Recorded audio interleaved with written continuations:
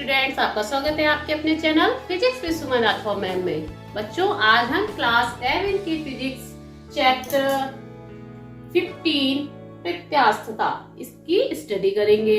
ठीक है, और बहुत ही इम्पोर्टेंट टॉपिक है, बहुत ही इम्पोर्टेंट चैप्टर है। छोटा सा चैप्टर है लेकिन बहुत मोस्ट इम्पोर्टेंट है for any competition, for your boards. Okay, तो प्रत्यास्थता क्या होती है? इसको आप इलास्टिसिटी के नाम से भी जानते हैं।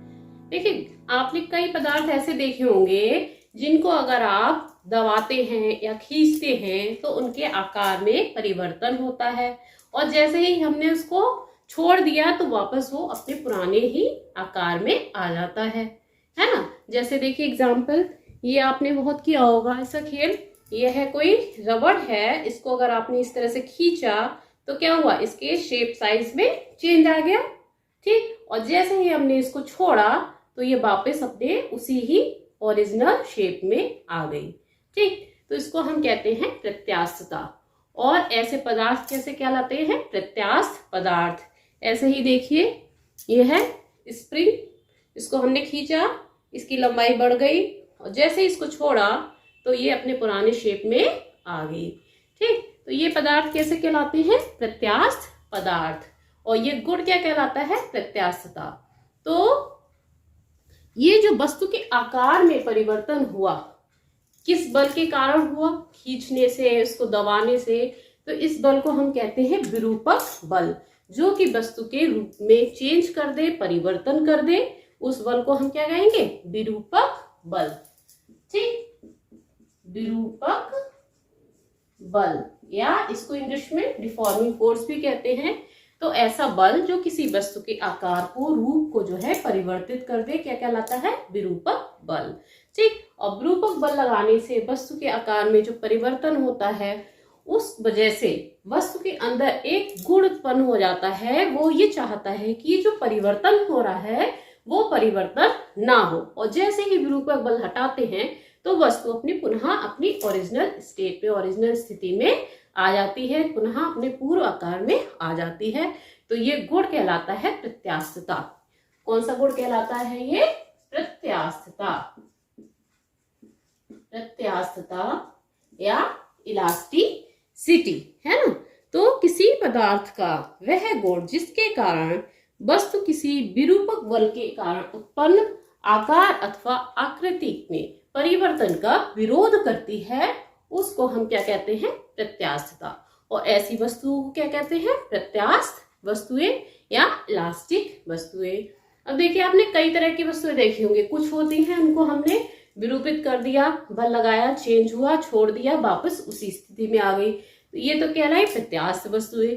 कुछ वस्तुएं ऐसी होती हैं जिसमें हमने विरूपक बल लगाया, वस्तु के आकार में परिवर्तन हुआ, लेकिन अगर हमने बल लगाना बंद किया तो वस्तु अपनी पुनः उस स्थिति में नहीं आती है। जैसे आपने देखा होगा, छोटे पे भी खेल किया होगा, गीली मिट्टी। गीली मिट्टी को आप दबा के, उसको जो है गीली मिट्टी है, अगर आपने उसको दबा दिया उसके आकार में परिवर्तन हो गया, लेकिन आपने उसको दबाना बंद किया तो वो पुनः अपनी उस स्थिति में नहीं आती है। जैसे दबाने पे उसके शेप में चेंज हुआ वैसे ही रह जाती है। तो इस तरह की वस्तु को हम कहते हैं प्लास्टिक वस्तुएं। क्या कहते हैं? प्लास्टिक या सुघट्य वस्तुएं।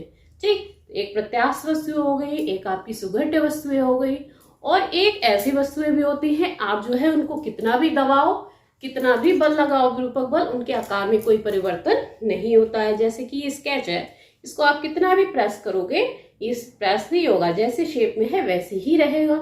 ऐसी वस्तु कहलाती है दृढ़ वस्तुएं। क्या कहलाती है? दृढ़ वस्तुएं।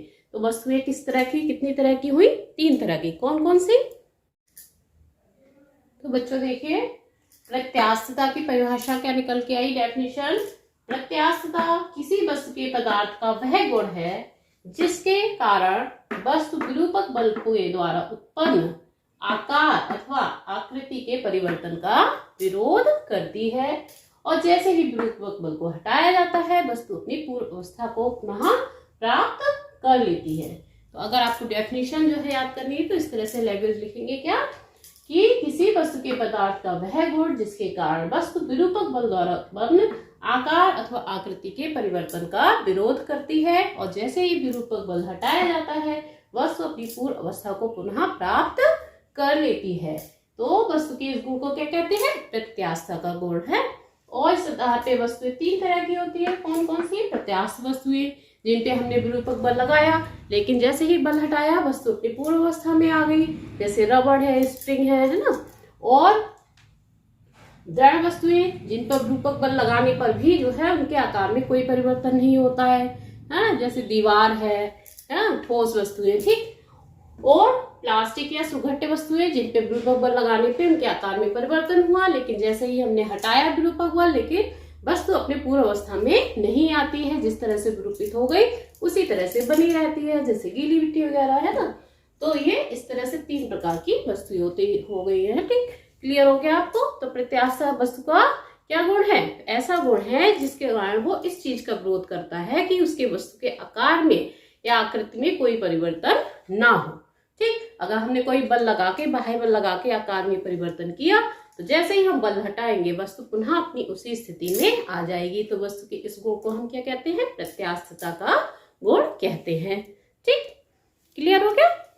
ठीक। नेक्स्ट टॉपिक देखिए, इसका स्क्रीनशॉट ले लीजिएगा, डेफिनेशंस ये जो है।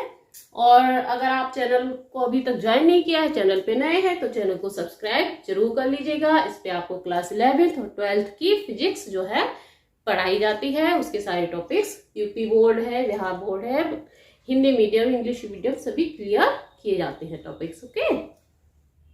नेक्स्ट टॉपिक है हमारा प्रत्यास्थता की सीमा। प्रत्यास्थता की सीमा यानी कि लिमिट।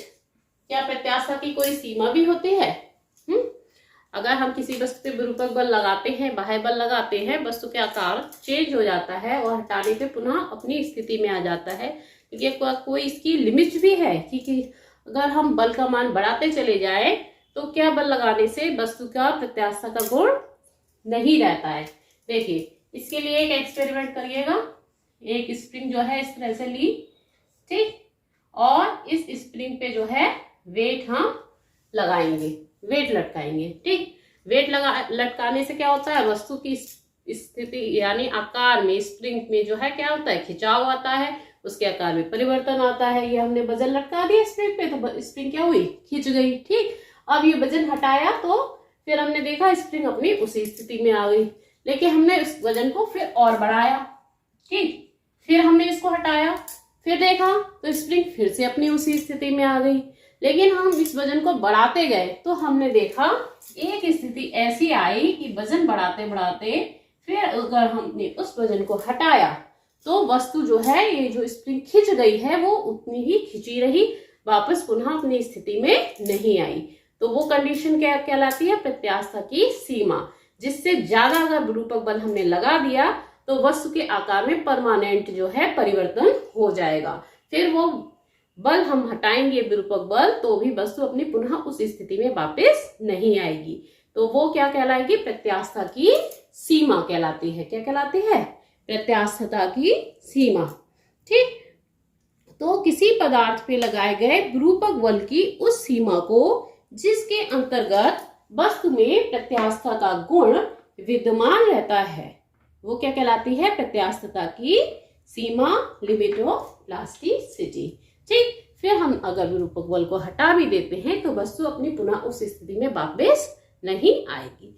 तो आपको क्लियर हो गया होगा प्रत्यास्थता क्या होती है, विरूपक बल क्या होता है, सुघट्य वस्तुएं, दृढ़ वस्तुएं क्या होती है, प्रत्यास्थता की सीमा क्या होती है ना। अगर कोई डाउट है तो कमेंट करके आप हमसे पूछ सकते हैं, ठीक। तो ये आपका प्रत्यास्थता का इंट्रोडक्शन था। नेक्स्ट वीडियो में हम पढ़ेंगे प्रतिबल क्या है, विकृति क्या है, हुक्स लॉ क्या है, ठीक।